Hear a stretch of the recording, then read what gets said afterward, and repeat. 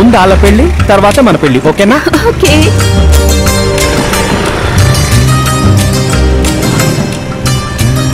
యారా Srinivasu, tyre అరిగేంత వరకు బండి దిగాలనిపించట్లేదా? ఏ, నీ టైరు బాగానే అరిగింది. చూడు, నీ వల్ల నాకు చెడ్డ టైర్లు మార్చొచ్చు కదా.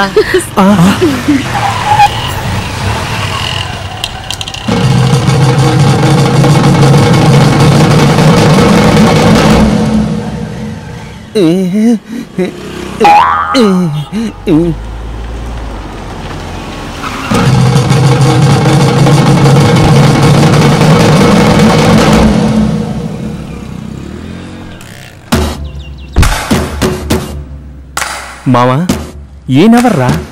కథకి సంబంధం లేకుండా ఓవర్ యాక్ట్ చేస్తున్నాడు. ఏం పవిత్ర, నిన్నే అంత కోపంగా చూస్తున్నాడు? నీ పాత ట్యూషన్ మాస్టరా? రే, ఆయన పవిత్ర వాళ్ళ నాన్నరా. నీ లవ్ నా కొంప ముంచింది. మావా, మంచో చెడో చివరి దాకా నువ్వు నాతోనే ఉండాలిరా.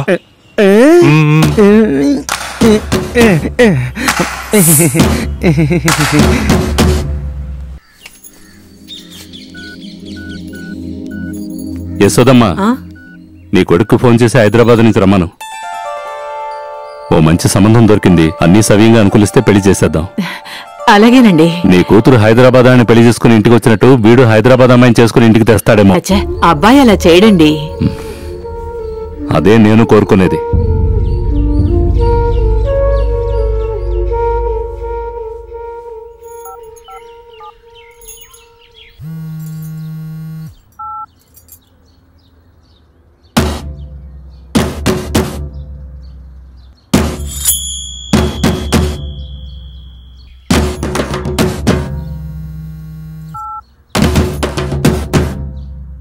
అయ్యో అంకుల్, మీకు ఆ ఫ్యామిలీకి ఎప్పుడు లడాయని తెలిసిందో ఆ రోజు నుంచి ఆ అమ్మాయి సైడ్ వాడి కన్ను కూడా పడలేదు.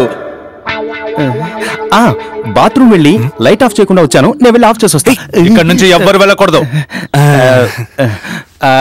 బావాస్, ఇక్కడ మీరు అనుకుంటున్నట్టుగా ఏమీ లేదు. ఏమీ లేదు అంటూనే నీ కూతురు ఎంత దూరం తీసుకొచ్చావు? ఇరికించి ఫోజ్ ఒకటి. నేను ఇరికించానా? నేను తప్పు చేశానా? నువ్వే కదరా నా రూట్ లో తీసుకెళ్ళింది. చేయాల్సిందంతా చేసి తలంచు కూర్చుంటే సరిపోదు. ఏంట్రా మీ బావ ఉషి ఉషి అని పాము భాషలో మాట్లాడుతున్నాడు?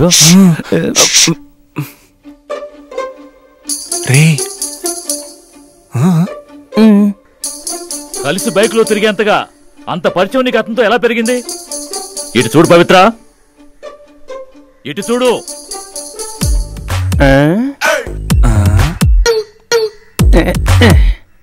మామూలుగా అత్తగారులే నక్కి నక్కి వింటారు, ఇక్కడేంటి మీ బావగారు నక్కి వింటున్నారు?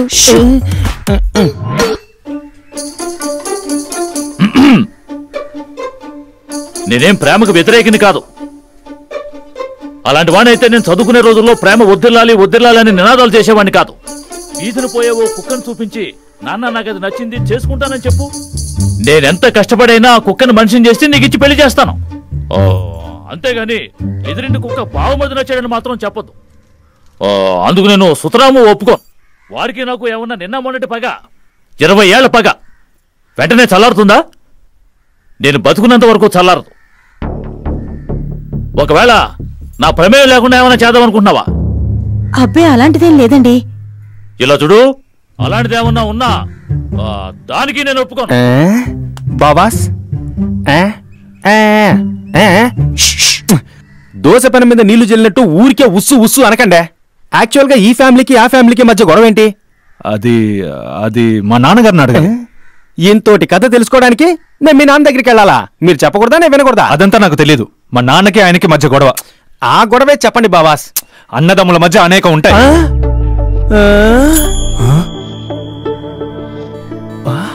బాబాస్, ఆ పెద్ద మనిషి మీకు బాబాయ్ అవుతారా? ఆయన్ని నేను బాబాయ్ని మాత్రం పిలవను. పోనీ మీరు దుబ్బాయ్ అని పిలుస్తారా?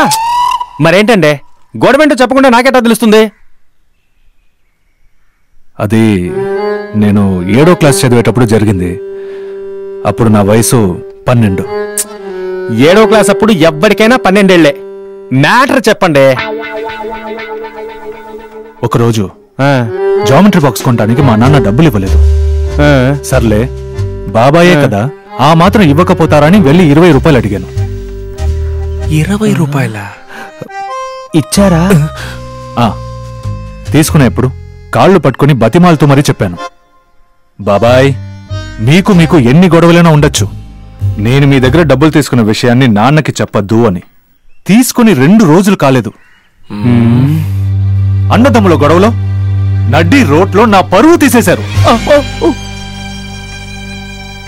ఆ తర్వాత 1 వారం పేనుబెత్తాన్ని ఊరబెట్టి ఎప్పుడు నాన్నగారికి బాబాయ్ మీద కోపం వస్తుందో అప్పుడల్లా నన్ను పట్టుకొని వాయించి వాయించి వదిలెట్టేవారు. మీరు చూడండి, ఇంకా ఆ వాతలు పోలేదు. ఇదో సమస్య, దీనికి ఫీలింగ్ కూడానా? ఆ రోజే ఆయన్ని తీసి పారేశాను. రివెంజ్